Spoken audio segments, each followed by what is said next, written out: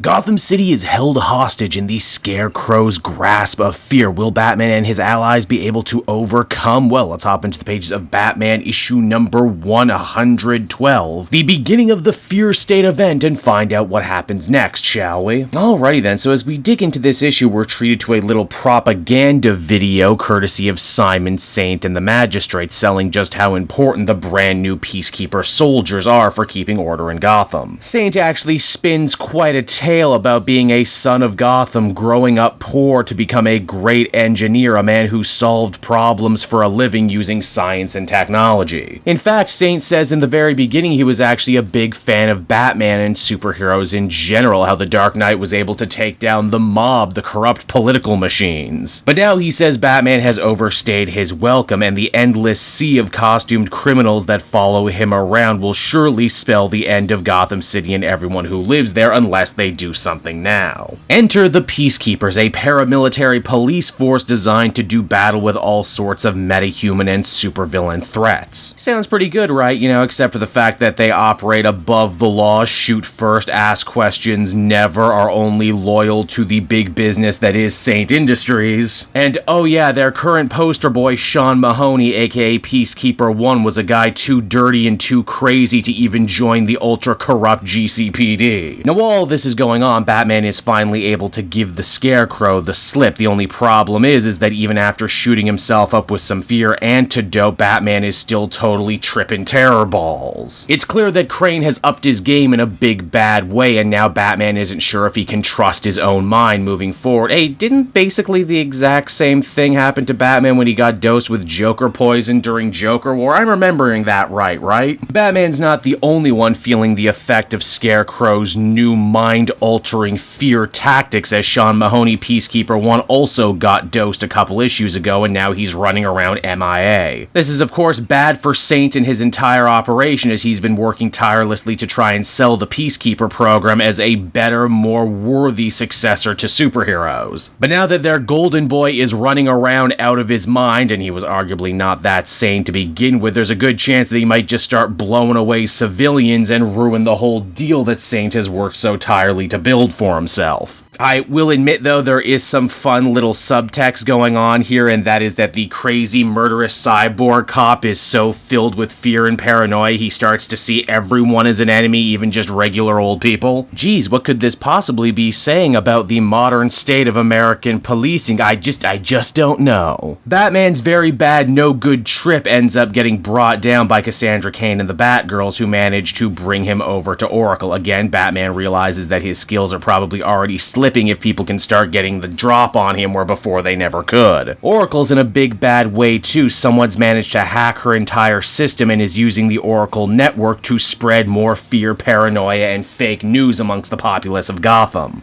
So Oracle will be standing in for social media in this story. Alright, I can dig it. Batman says that he's not so much worried about Crane or the Magistrate, he's worried about what regular workaday people are going to end up doing to themselves and others. It's also here too that it's probably good that Batman has been changing his tactics recently and working towards rehabilitative restorative justice, meaning that if he can't use the Oracle network, his new friend Ghostmaker will be sure to use his Ghost network to help out. Likewise, Harley Quinn, who has been working overtime to try and redeem herself for past evils, is babysitting Miracle Molly and the Unsanity Collective right now. They're the group of cyber hippies that Saint scapegoated for a series of terrorist attacks in Gotham. They're also the only people who can actually tie together Saint and Crane and implicate them in all the recent wrongdoings. That is, of course, if the Magistrate don't kill them first, or if Queen Ivy, whose jungle hideout they're hanging out in right now, doesn't decide to kill them either. Again, want to know more about this Queen Ivy stuff? Be sure to pick up the Harley Quinn tie-in to this event. So yeah, the stage is thoroughly set yet again for this event. We got the Scarecrow sowing seeds of fear and paranoia in one side, all the regular people caught between him and the Magistrate's military coup. But we're we're not done yet. We're ready to throw one last wrench into the spanners. You see, Saint needs Sean Mahoney brought in at all costs, and to catch a Peacekeeper, well, he needs to use a Peacekeeper. But not just any Peacekeeper. As the comic comes to a close, Simon Saint upgrades Ricardo, his assistant, turning him into Peacekeeper X. And if Racer X and Mega Man X and Malcolm X have taught us anything, putting X in your name makes you that much cooler. And so that was Batman issue number 112, everybody, and despite getting a whole alpha issue before that, it feels like this is the issue that actually gets the ball rolling properly, but even then, very, very slowly. If I had one big complaint, it's that this early on in the story, there's actually maybe way too many similarities to Tynan's other big event, Joker War, for my own taste. That's not to say any of it is particularly bad, it's just, I expected a little bit more for what's going to end up being Tynan's big last Batman story. There's definitely some fun social commentary and topical issues tackled within the borders of this story, which I'm always a fan of, and I think it'll actually make this end up reading better later as a time capsule. There's also some fun little stuff being done with the connections to Future State and how that was a possible future, and we know it is now because we're off course now doing completely different things and bringing in new characters. Overall, I think I'd feel comfortable giving this one a 7.5 out of 10. It's pretty good, but I know it can do better too.